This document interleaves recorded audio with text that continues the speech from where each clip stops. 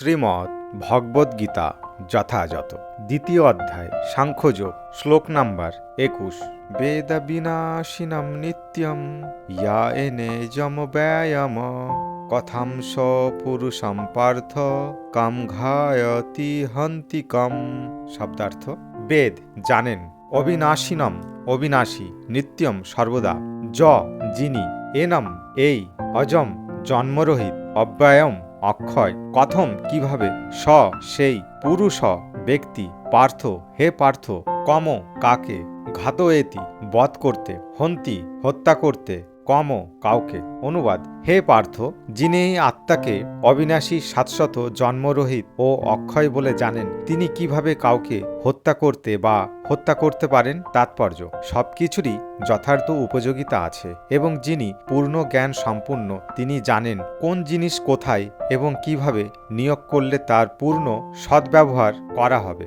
আর সবকিছুর মতো হিংসারও যথার্থ উপযোগিতা আছে এবং যিনি যথার্থ জ্ঞানী, তিনি জানেন কোথায়, কখন, কিভাবে হিংসার প্রয়োগ করতে হয়।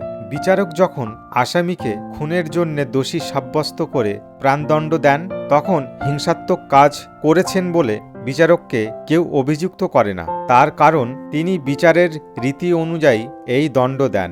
মানব সমাজের শ্রেষ্ঠ নীতিশাস্ত্র মনুসংহিতাতে খুনিকে প্রাণদণ্ডে দণ্ডিত করার নির্দেশ দেওয়া আছে, কারণ এই শাস্তি পাবার ফলে সেই খুনির মহাপাপের ভার লাঘব হয়। পরবর্তী জীবনে তাকে আর তার ফল ভোগ করতে হয় না। সুতরাং রাজা যখন খুনিকে প্রাণদণ্ড দেন, তখন তার মঙ্গলের জন্য তা দেওয়া হয়। তেমনি শ্রীকৃষ্ণ যখন যুদ্ধ করবার আদেশ দেন, তখন আমরা সহজেই বুঝতে পারি চরম বিচারের জন্য তিনি এই হিংসার আশ্রয় গ্রহণ করেছেন। তাই অর্জুনের কর্তব্য হচ্ছে ভগবানের নির্দেশ পালন করা।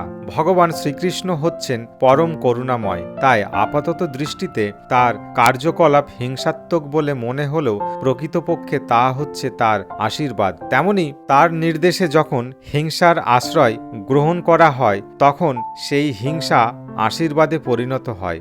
আর তাছাড়া ভগবান শ্রীকৃষ্ণ এখানে অর্জুনকে শিক্ষা দিয়েছেন যে মানুষের প্রকৃত পরিচয় হচ্ছে তার আত্মা এবং সেই আত্মাকে কখনো হত্যা করা যায় না। সুতরাং সুবিচারমূলক প্রশাসনের স্বার্থে ওই ধরনের হিংসাত্মক কার্যকলাপের অনুমতি দেওয়া হয়েছে।